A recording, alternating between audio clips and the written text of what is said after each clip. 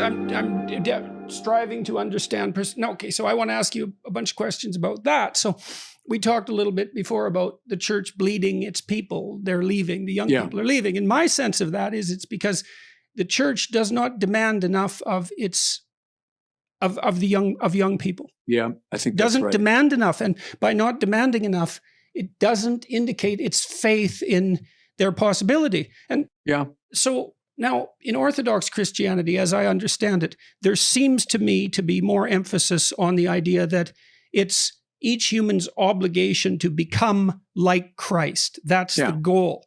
Well, that's that by definition, we could say, and we could speak psychologically about this as well, that means to become the ideal that's beyond rationality. Even that's what you're aiming at. That's what's hypothetically within your grasp.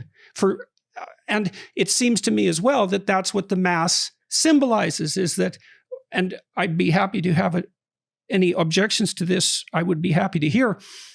The incorporation of the host is the embodiment, it's the incarnation of Christ within. That's what it's acting out.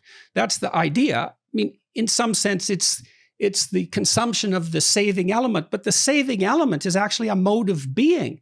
And this isn't hit home. It's like, look what the church demands everything of you. Yeah. Absolutely everything. And then the reason that people are leaving is because that adventure isn't being put before them. Yes. It's like, look, you can have your cars and your money and all of that, but that's nothing compared to the adventure that you could be going on.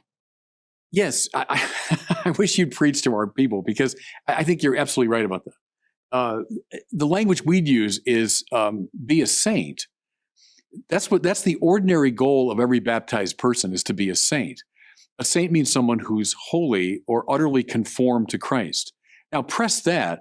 To be conformed to Christ means you're willing to go into the dysfunction of the world, to bear its pain, and to bear to it the ever greater divine mercy and love. Now fill in the blank, Francis of Assisi. Mother Teresa, maybe in our time, like when we were younger, if someone said, well, who's a living saint? We all would have said Mother Teresa. Well, what did she do? She went into the worst slum in the world. I've been there. And she bore the suffering of the world, literally picking up the dying and bearing their disease and bearing their psychological suffering. And she took on herself the wounds of Jesus. But then think of, like, the smile of Mother Teresa. She brought to that place the ever greater, more superabundant mercy of Christ. That's being a saint. And you're dead right. I think we're not sufficiently calling our people to that kind of heroic. I can tell you one thing I've experienced, and this is really something to see. I spoke in about 150 cities sequentially with a day or two in between, and to large audiences, 3,000 to 10,000 all the time, something like that. And I always paid attention to the audience singly, because I was always talking to one person at a time, but also en masse, to hear.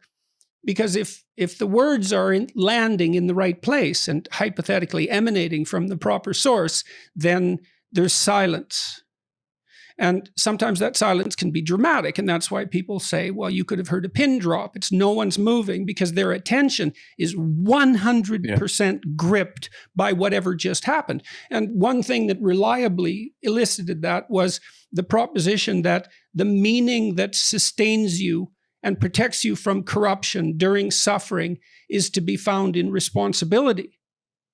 And people and I thought part of the reason that produced silence was because no one says that now. They say happiness, or they say rights, or they say privileges, or they say reward, or something like that. They don't say pick up the heaviest load you can carry or care for that matter, and stumble forward. And I've seen people cut those ideas and put them on T-shirts and play with them. And so it's not that the church is asking too little of its people. No, it is asking too little of them. I quite agree. It's precisely, and so there's no heroism in it. There's no call it to. Well, because finally, I call it the culture of self-invention is a very boring culture. Stanley Hauerwas is a Methodist theologian who said he defined liberalism, or the modern attitude, as I have no story except the story I invent for myself. And that's finally a very boring place to live, it seems to me. That in fact, you're part of this incredibly rich and complex narrative, which I would refer to as God's creation and God's providential movement. But I go back to Luke's gospel, when Jesus says to them, Duc in altum is the Latin way, go out into the depths. You people have been horsing around in the shallows way too long. That's where the fish are, by the way. But also it's where adventure is. It's where the glory of life is. Get out into the depth.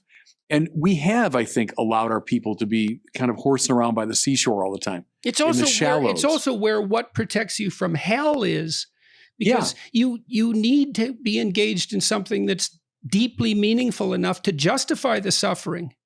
And so, part of what happens in the story of Christ is the only thing deep enough to justify that level of suffering is absolute immersion in a cosmic drama. And then you ask yourself, well, are we each immersed in a cosmic drama? And it's not so easy to say no to that. It's a life or death situation, and everything's in it. Well, and I would say the instinct of a Christian is to go where the suffering is. So I spent a lot of my life forming priests, so working in the seminary. Eventually, I was the rector of the seminary. So my job was to help these young guys discern the priesthood. And I would say that's the test. I mean, do you have an instinct to go where the pain is, to go where the suffering is? If you want to live a comfortable life, then don't become a priest. You might be a bad priest, if you embrace a comfortable life, but it's the Mother Teresa model. It's the Duc in altum. Go out into the depths, and the depths mean the depth of human suffering. So then what's wrong with what you guys are doing? Why isn't it working? Well, what's the problem? It's true that we're not doing enough of that. And I do think we've succumbed a bit to the modern thing, which is a preoccupation with rights and freedom and my individuality and so on.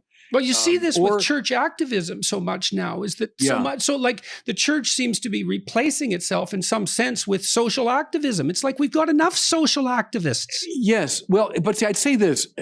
Pope Benedict XVI, who's a great intellectual hero of mine, said the church always does three essential things.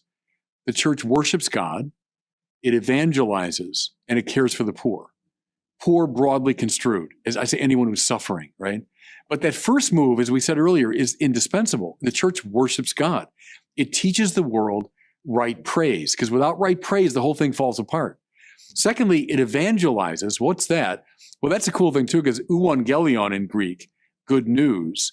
They were playing with that because the Romans would have used that in the eastern part of the empire to announce an imperial victory. They would send an evangelist ahead with the good news. Euangelion, hey, Caesar won a victory. So these very edgy first Christians who had zero social status, no power, no military behind them said, oh, no, I got the true Euangelion. It's about Jesus risen from the dead, who was put to death by Caesar, but whom God raised. So that's the proclamation of the good news, that now we have hope. Now the sacrifice has been made, and God's love is greater than anything that's in the world. Okay, now I got those two things in place. Now serve the poor. Now go where the pain is, go where the suffering is. But if you divorce them from each other, and that has happened. So who cares about worship? And that's fussing around with altars and sacristies, and who cares about evangelization? Let's just get down and serve the poor. Then it does devolve simply into social work, right? But if the three are together, worship God, evangelize the dying and rising of Jesus, and serve the poor, now the church is cooking,